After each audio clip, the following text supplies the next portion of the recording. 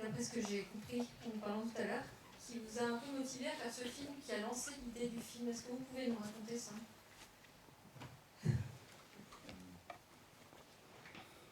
Bueno, yo en realidad no sabía que hoy era el Día Internacional de los Niños Soldados, me lo dijiste tú. Pero lo que es importante es tomar en cuenta que no es un problema como de países del tercer mundo. En realidad, el tener a gente joven en la guerra es algo que ha pasado históricamente, incluso en la Primera Guerra Mundial, en Inglaterra, los números de cientos de miles de quinceañeros que pelearon en la Guerra Civil Norteamericana, pasa mucho, no es como un problema ajeno. Y no creo que es tan distinto de gente joven de 18 años en un país tan financiado, organizado como Estados Unidos, que no se puede tomar un trago, pero sí puede ir a pelear a Afganistán, o a Irak, o a Siria. Entonces, esta película no creo que es tanto una exploración de ellos, sino nosotros. Entonces me parece que es un espejo de nosotros, ¿no? Creo que la película lo que intenta hacer es crear un espejo entre la guerra, que es de alto conflicto, momentos tal vez de gran generosidad, de heroísmo, sacrificio, pero también barbarie, con la adolescencia, que es un momento que creo que nos marca a todos, porque pues quieres estar solo, pero quieres pertenecer, quieres ser amado, pero también quieres imponer tu poder. Alors, je ne savais pas du tout que c'était la journée des enfants soldats aujourd'hui. C'est vous qui me l'avez appris. Mais je crois que c'est important aussi de dire, de souligner que ce problème des enfants soldats n'est pas seulement un problème en fait qui concerne les pays du tiers-monde. Le problème des enfants qui partent à la guerre, c'est quelque chose qui existe depuis très longtemps, quelque chose qu'on a retrouvé pendant la Première Guerre mondiale, quelque chose qu'on a eu au moment de la guerre d'indépendance des États-Unis, où il y avait plein de gamins qui avaient une quinzaine d'années qui se sont battus, et encore aujourd'hui d'ailleurs aux États-Unis, à moins de 18 ans, il est absolument impossible de boire un peu d'alcool, mais il est possible d'aller se battre en Irak ou en Syrie. Donc je crois que le film n'est pas tant en fait une exploration de ces enfants soldats, mais plutôt en fait une exploration de nous-mêmes. Je crois que le film essaye un petit peu d'être un miroir par rapport à nous, par rapport à ce qu'est cette guerre, guerre qui est toujours quelque chose où on peut faire, on peut exprimer une grande, ou agir selon une grande générosité, tout en même temps étant capable des pires barbaries de l'autre côté. Il y a les deux aspects. Et même chose pour l'adolescence, où d'une certaine manière, on veut être aimé, et où d'un autre côté, on veut aussi, quelque part, que ce qu'on est, ou ce qu'on choisit, ou ce qu'on décide, passe au premier plan. Est-ce qu'il y a des questions? Vous êtes encore timide, alors je continue. Comment on crée un groupe comme ça homogène d'enfants acteurs? Comment vous les avez trouvés? Est-ce que vous avez fait on appelle ça des chemistry tests, c'est-à-dire est-ce que vous avez choisi les uns en fonction des autres? Comment vous avez... Est-ce que déjà l'écriture il était exactement comme ça, ce groupe aussi, voilà, avec ces garçons et ces filles? Ou est-ce que il a changé au fur et à mesure du casting? Est-ce que vous avez réécrit les personnages en fonction du casting?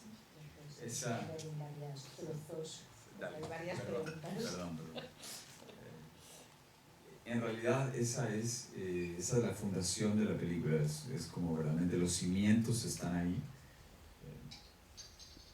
¿Ya? No. Los cimientos están ahí porque lo que hicimos es que vimos más de 800 chicos por todo el país, en la calle, en colegios, buscando locaciones, en línea, talleres de actuación, todo tipo de cosas. Y vimos 800, y los 800 cogimos a más o menos 20 y tantos, como 23, y los llevamos a la cima de la montaña que ven al principio de la película, y los llevamos a esta especie de campamento de entrenamiento básico, donde en la mañana hacían ejercicios de improvisación, actuación, se levantaban con él en la mañana, y en la tarde hacían todo tipo de ejercicios físicos. Como era un ejército clandestino, entonces no era como el típico entrenamiento militar a gritos y con botas, sino más bien descalzos, formaciones de danza, algo mucho más sugerente.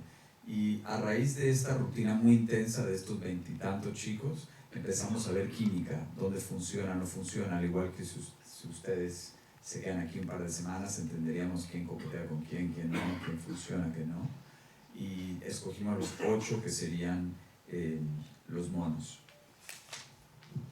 Alors ça, c'est, je dirais, c'est le fondement du film, hein, son ciment, sa base. On a effectivement vu environ 800 enfants dans tout le pays qu'on a choisis dans la rue, dans les écoles, en allant dans des ateliers de théâtre.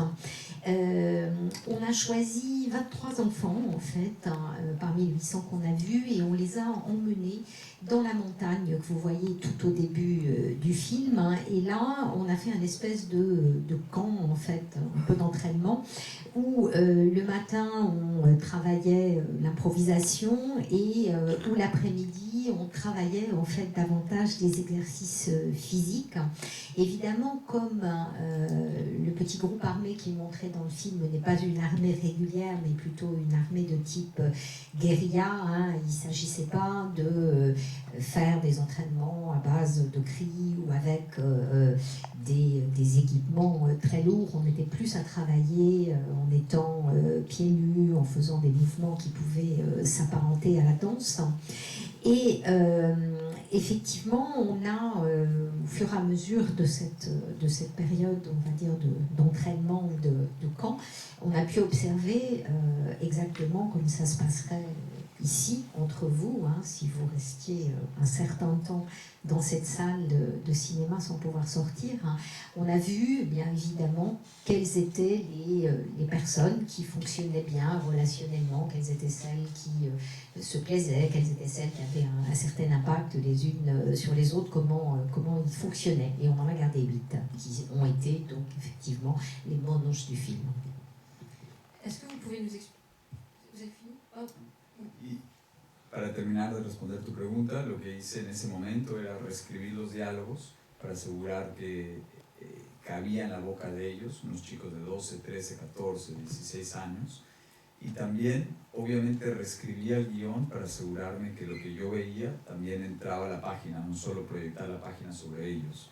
Entonces claramente fue un proceso de reescritura importante, y en ese momento otra cosa que pasó muy interesante es que quien yo había contratado originalmente como un consultor para armar esta pequeña escuadra, esta pequeña mini sociedad de soldados, era un hombre que yo encontré en un campamento de reinserción. O sea, eso es un programa de gobierno para que los soldados de ejércitos rebeldes pues vuelvan a la vida ciudadana.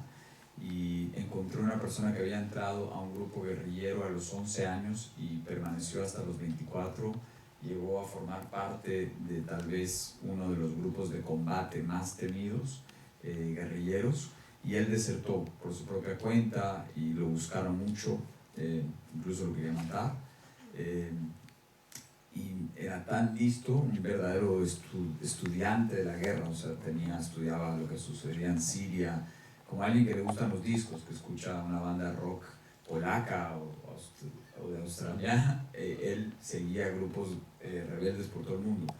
Y fue tan convincente esta persona que luego la puse para que esté delante de la cámara, y es el mensajero Wilson, el messenger. Alors, ensuite, hein, et c'est quelque chose de très très important, une fois le groupe constitué, j'ai réécrit des dialogues, bien sûr, pour que ce soit des dialogues qui sonnent juste dans la bouche d'acteurs qui avaient entre 12 et 16 ans. Il fallait aussi bien sûr que ces dialogues correspondent à ce que moi je voyais se faire à l'intérieur du groupe, et non pas que les dialogues que j'avais écrits soient tout simplement plaqués sur eux, hein. Et puis dernière chose, j'avais en fait engagé un espèce de consultant en fait pour constitué cette mini-société de soldats. C'était quelqu'un qui était dans un camp de réinsertion, qui est un programme en fait national pour les gens qui ont combattu dans les groupes de guérilleros. C'est quelqu'un qui avait donc rejoint une guérilla à l'âge de 11 ans et qui en était parti en désertant de son propre chef à l'âge de 24 ans. Évidemment, il avait été activement recherché par ses anciens compagnons qui voulaient le tuer, et c'était quelqu'un qui était absolument passionné par toutes les guérillas qui pouvaient exister au monde, que ce soit en Syrie, en Irak, en Afghanistan ou ailleurs. Un peu comme on peut être fan de rock et avoir une curiosité pour le rock qui se fait en Pologne ou en Australie. Alors lui, son truc, c'était la guérilla. Et il était tellement convaincant, en fait, que finalement, je l'ai fait jouer dans le film, et c'est Le Messager. Le film se termine aussi comme ça.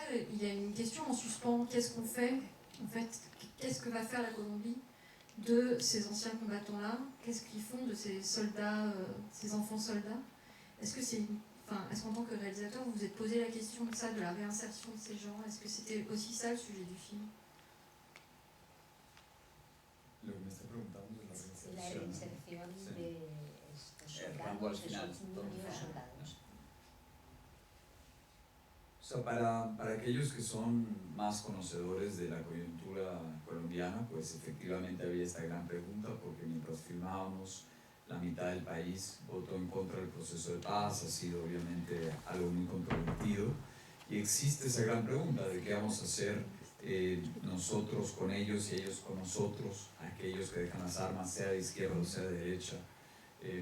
Y eso es tal vez una pregunta para aquellos que conocen lo que viene pasando, incluso más allá que se pregunta al final, también sucede que hace poco un grupo que había firmado el proceso de paz decidió que iba a romper con ese proceso, a armar su propia organización, cosa que pasa en la película, que es que Pata Grande decide romper con la organización, Rambo desierta de esa organización y después al desertar ves que terminan muertos esos padres y los chiquitos huérfanos bajo una mesa, que es posiblemente el principio de una nueva organización.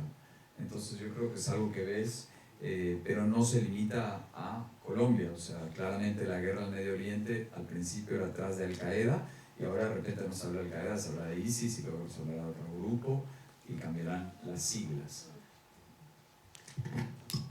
Oui, alors évidemment, pour ceux qui connaissent la Colombie, c'est vrai qu'au moment où on filmait, il y avait eu un vote où la moitié du pays s'était prononcé contre la poursuite en fait du processus de paix. Et c'est vrai que c'est une question en fait qui se pose, c'est-à-dire qu'est-ce que la société civile ordinaire va faire avec les gens qui ont appartenu aux guérillas, et qu'est-ce que les gens qui ont appartenu aux guérillas vont faire avec les gens de la société civile. Et quelque part, c'est aussi ce qu'on voit. Alors, ce qui s'est passé, c'est qu'il y a eu, par exemple, récemment en Colombie, un groupe guérilleros qui avait accepté de signer le processus de paix et qui a décidé en fait d'en sortir et de recréer un groupe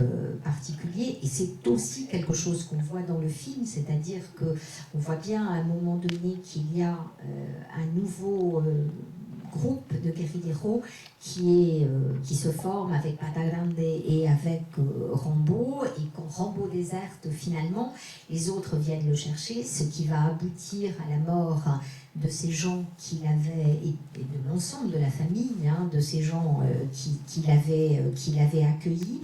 Mais finalement, une fois de plus, ça, c'est pas du tout un problème qui est particulier à la Colombie. C'est-à-dire, si on prend le Moyen-Orient, au départ, la guérilla se faisait au nom d'Al-Qaïda, puis elle s'est faite au nom de l'État islamiste, et puis ensuite, ça sera sous un autre nom. Donc voilà, ce sont des processus qu'on retrouve un peu partout.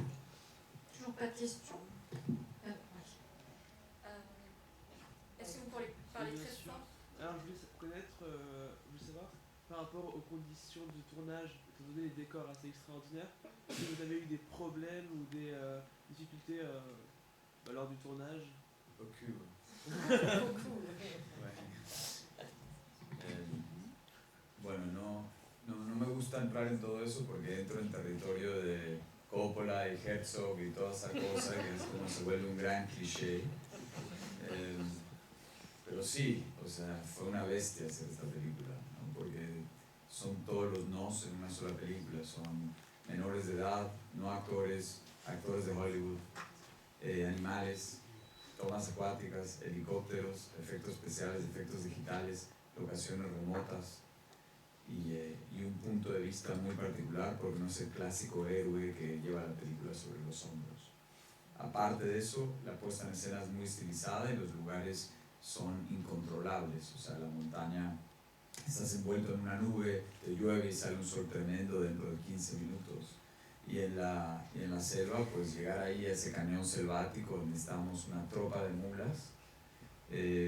Después el equipo nacional de Colombia de kayak y rafting para vivir allá. Y la única gente que estaba viviendo en ese lugar eran mineros de oro ilegales. Entonces éramos un grupo muy loco haciendo esta película. Mineros, mulas, kayakistas y nosotros.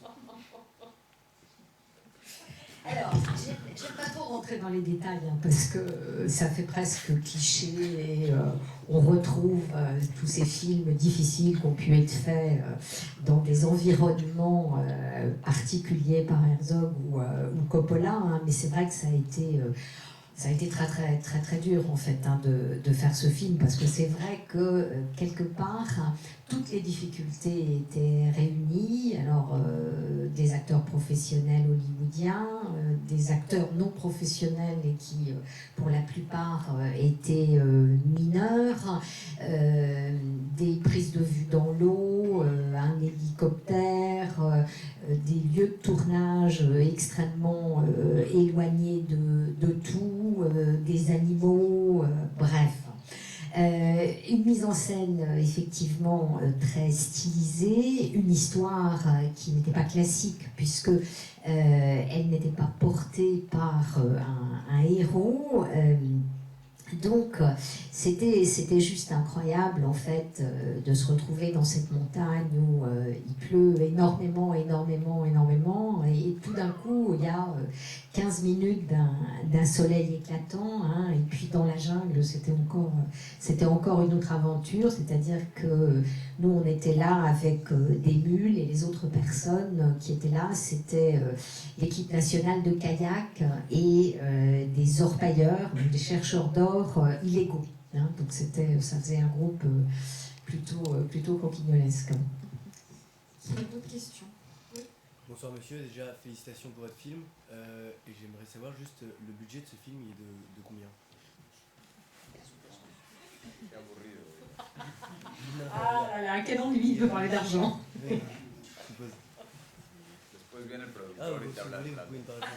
Après, il y aura le producteur, il va venir parler d'argent. Como 2 millones. Ok. Alors, 2 millions de dollars. Mais est-ce que c'est suffisant? Est-ce que vous avez l'impression d'avoir eu des conditions assez, sans parler d'argent, parce que c'est bassement matériel, mais est-ce que vous avez l'impression que vous avez eu assez d'argent pour faire ça? Est-ce que finalement c'est un film qui aurait mérité plus d'argent? Surtout, est-ce que vous pensez que ça aurait été plus facile si vous avez eu plus d'argent? No, fue imposible. Y nunca tuvimos la plata que necesitamos en el momento. Fue un proceso de... Nos lanzamos en la película sin el presupuesto y a medida que mostrábamos material, pues se sumaba un fondo que daba efectos especiales, cosas así que fue un proceso, la verdad. Nadie nos daba ese tipo de plata para este valor. Lo que la gente puso pues va mucho más allá para lograr este tipo de... Incluso cuando estábamos con el guión, pues la gente nos decía, me gusta pero no sé lo que es, o me gusta pero es demasiado arriesgado, así que tuvimos que pasar el sombrero entre... hay dinero de 8 países para llegar acá, pero tengo que decir que el primero de apostar fue Le Pacte de Francia sobre el guión, así que Allez les bleus, gracias. Alors, jamais, en fait, voilà, 2 millions de dollars, hein, c'est le coût total du film, mais non, on n'a jamais eu, en fait, assez d'argent au moment où on en avait besoin, hein, c'est-à-dire qu'il a fallu montrer des choses, recourir par moment, par exemple, à des fonds particuliers qui étaient supposés aider les effets spéciaux. Il y a vraiment jamais on a eu tout l'argent qu'il nous fallait au moment où on en aurait eu besoin. Et d'ailleurs, on a commencé à faire le film sans avoir le budget. Il y a des gens qui lisaient le scénario et qui disaient « Ah, c'est bien, mais je vois pas bien où ça va » ou alors « C'est bien, mais c'est extrêmement risqué ». Et pour arriver à faire ce film, il a fallu réunir des fonds qui venaient de 8 pays, mais je tiens à souligner que le premier pays qui s'est engagé, c'est la France avec le Pacte, voilà, qui distribue aujourd'hui le film et qui a aidé à sa production. Est-ce que quelqu'un a une autre question? Oula. Oui, il y a un monsieur qui agite vraiment la main derrière. Juste là et après vous, promis, et après vous. Oui. Bonsoir. Bonsoir. Nicolas. Je voudrais avoir une petite question par rapport au geste comme ça. Qu'est-ce que ça signifie? Bueno, lo que nosotros hicimos para crear este mundo que se para por sí solo, porque no tienes que conocer la realidad colombiana para entrar en Monos, robamos de distintos tribus, distintos grupos al margen de la ley, así que vimos, por ejemplo, el uniforme de Boom Boom viene de lo que se puso Rusia para entrar en Crimea sin bandera. Pata Grande tiene de influencia pues, los movimientos rebeldes Rastafari de los 70s, también hay influencia vietnamita, maoísta, cubana, entonces íbamos como robando estos distintos lados para crear un ejército propio, adicional a la iconografía de distintos grupos armados colombianos que de por sí tuvieron influencias de los grupos que te estoy contando, porque la guerra antes del internet era una gran fuente de migración de ideas.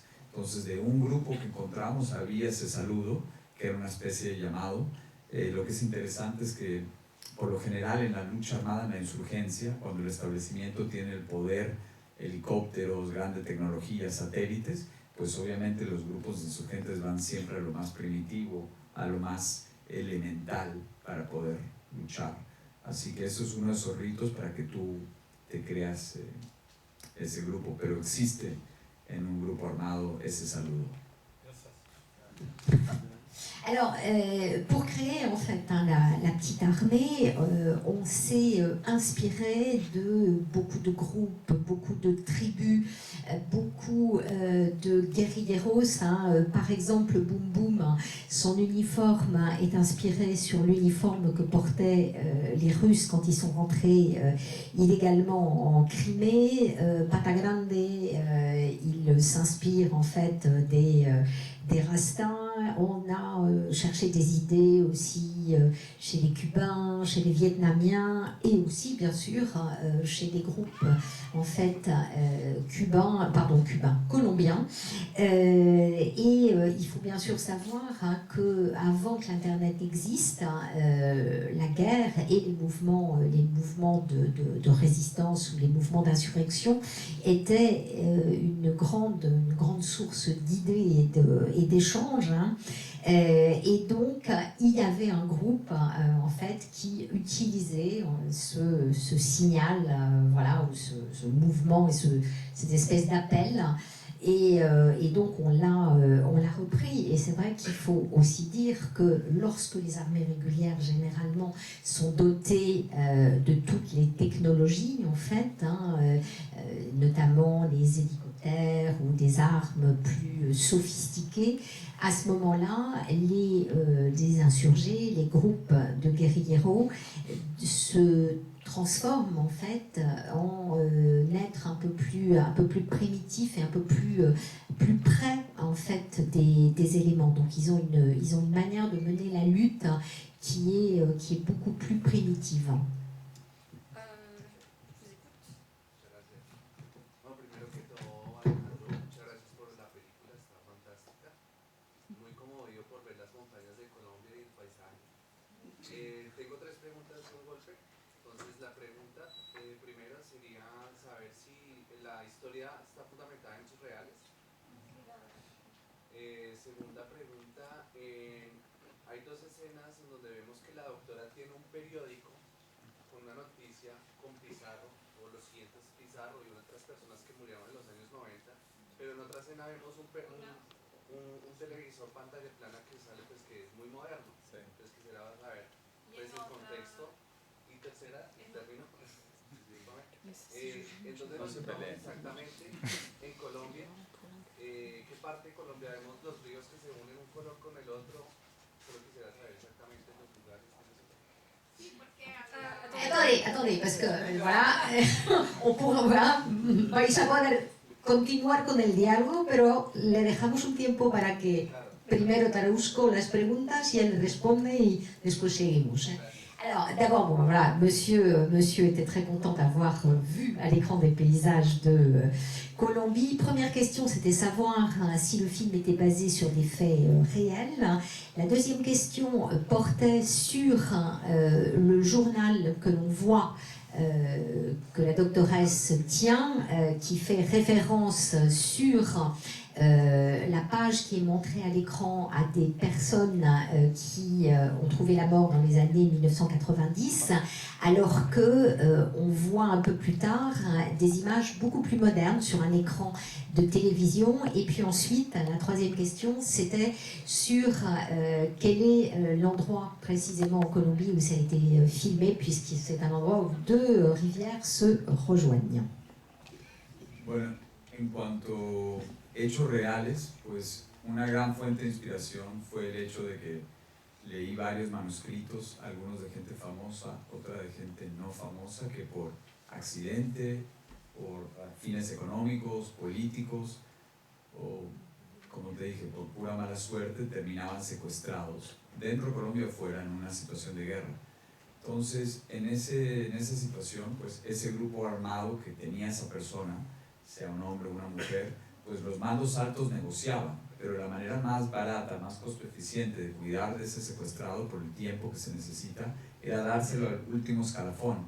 ¿Y quiénes son? Son los soldados más jóvenes y en muchos casos chicos. Así que leí varios casos de personas que decían, estoy en el lugar más bello que he estado en mi vida, es tan bello este lugar que me hace creer que existe efectivamente un creador, un Dios, pero este lugar es mi infierno, es una cárcel, y estoy rodeado de niños que de por sí están viviendo sus dramas personales, sus amores y sus desamores. Así que leí esos manuscritos que sirvieron de gran fuente de inspiración. Alors, première question, hein, il y a une grande source d'inspiration, j'ai trouvé une grande source d'inspiration dans les différents manuscrits que j'ai pu lire sur des gens connus ou pas connus qui racontaient en fait les moments où ils avaient été otages, hein, en Colombie ou ailleurs d'ailleurs, et de différents groupes armés. Donc, évidemment, hein, quand un otage ou quelqu'un est fait prisonnier par un groupe armé, le haut commandement, bien sûr, négocie, mais la meilleure manière, en fait, de garder cet otage prisonnier, c'est d'en confier la garde, quelque part, aux unités les plus humbles du groupe en question, hein, voilà, un peu le dernier bataillon de cette armée.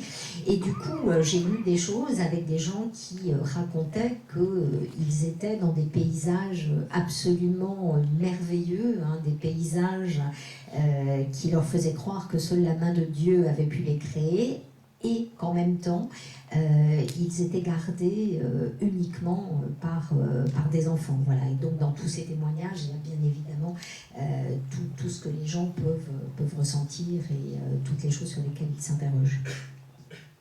Y luego, para tu otra pregunta, pues, muy a propósito, la película genera un vacío ideológico. No sabes si estás con un grupo de izquierda o con un grupo de derecha, o sea, guerrillero o paramilitar. No sabes si estás en el futuro pasado porque hay guiños a ambos lados. No sabes si estás en paraíso o en infierno. Hay un personaje que no sabe si es hombre o mujer. Y jugar con eso lo hago muy a propósito porque siento que el ser humano tiende a querer todo el tiempo clasificar, ¿no? Y entras desde la ideología o desde un cierto dato concreto, o sea, cuál es tu apellido, dónde vives, qué haces, cuántos años tienes. Esta es una película donde los personajes no te dan esa información, ni siquiera su apellido, para que tú solo te puedas empatizar o no con ellos a través de la acción y la carne y los cuerpos que están puestos a botas en la trinchera. Y la razón que hago eso para generar un gran vacío ideológico es porque las películas que estamos acostumbrados a ver de guerra, que son películas por lo general de situaciones de guerra como la Segunda Guerra Mundial o Primera, que intentan ordenar el mundo un poco más, o sea, un concepto más claro o aparentemente más claro de bien y mal, dónde empieza la batalla, dónde termina, sus uniformes, sus banderas, y nos da una idea mucho más clara y nos sentimos más cómodos. Las guerras hoy en día son más difusas, más borrosas, hay veces peleadas desde la retaguardia. ¿Qué significa ganar? Es mucho menos claro. Las alianzas cambian repentinamente y eso es lo que se vio en Colombia, lo que se vio afuera. Así que no digo en el momento que es Colombia ni la fecha, porque creo que ya habíamos visto muchas películas contadas desde el punto de vista de Estados Unidos, de Francia, de Inglaterra, de la Unión Soviética, pero no habíamos visto una película de guerra que no solo hable de su país, sino del mundo, de un país como Colombia, un país en vía de desarrollo. Eso es mucho menos común y esa era la propuesta moderna acá, y algo que nos hable de qué siente un soldado de un país pobre o rico, en Afganistán, en Siria, y no únicamente regresar a, como esa película que está en cartelera, 1917, que por bien o mal siguen siendo conceptos como más anticuados de una guerra que hoy en día no se vive.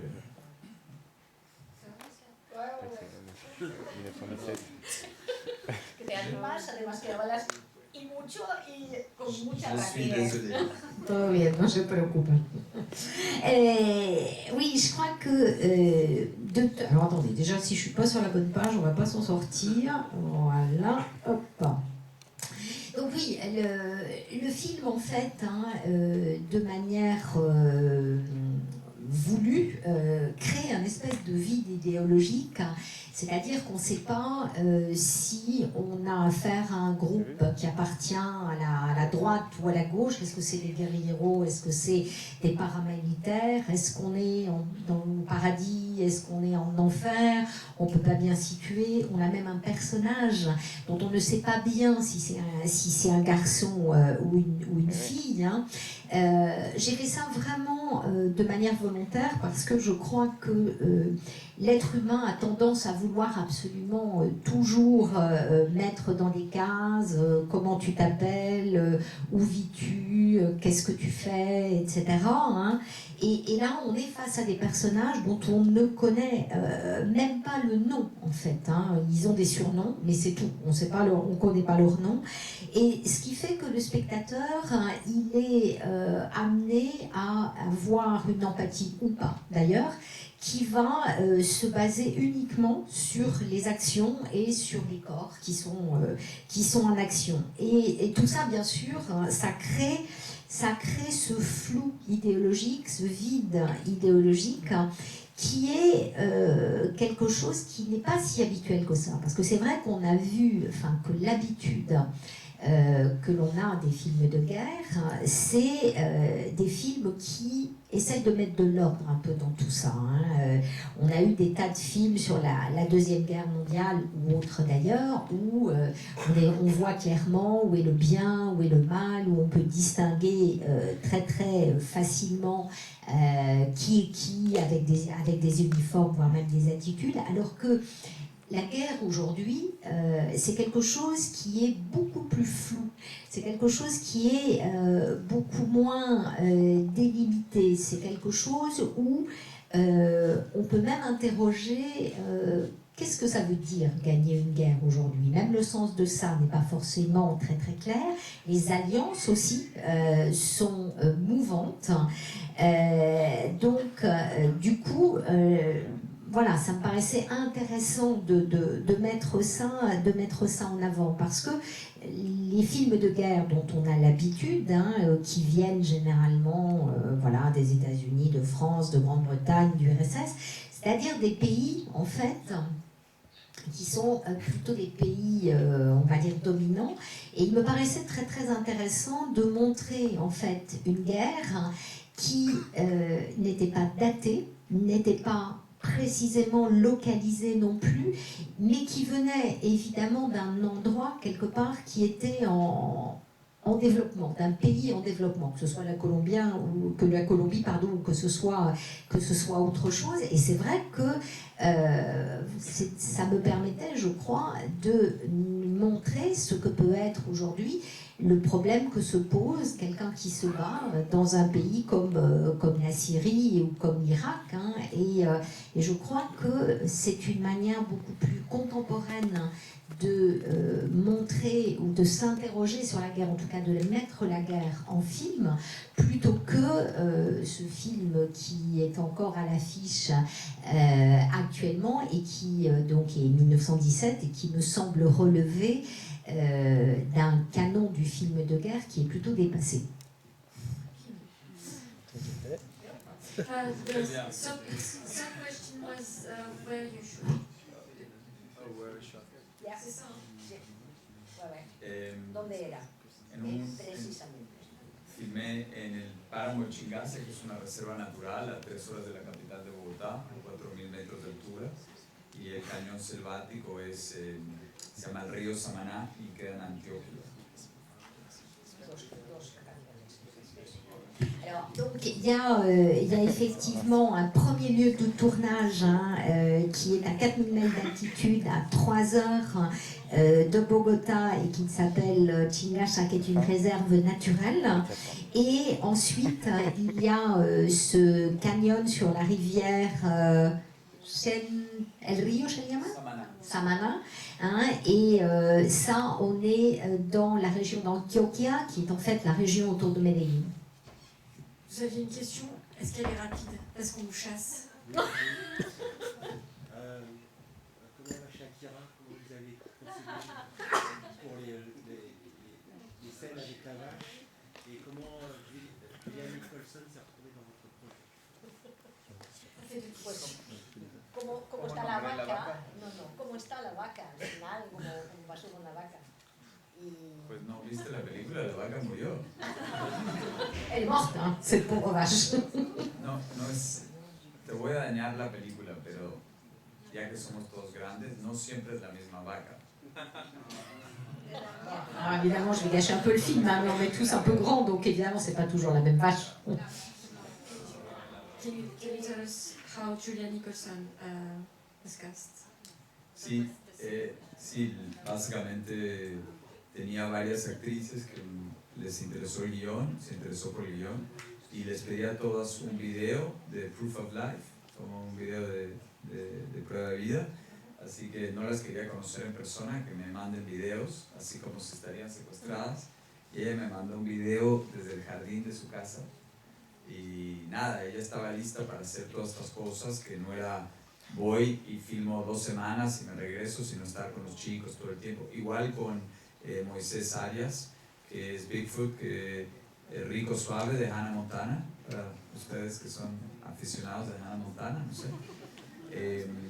Entonces eran 2 actores de Hollywood muy conocidos que estaban dispuestos a hacer todo este taller de actuación que hablamos y verdaderamente pusieron lo mejor de sí. Fue un grupo muy especial para poder tener personas que jamás habían estado ante una cámara y personas con una larga trayectoria, esa combinación de cosas.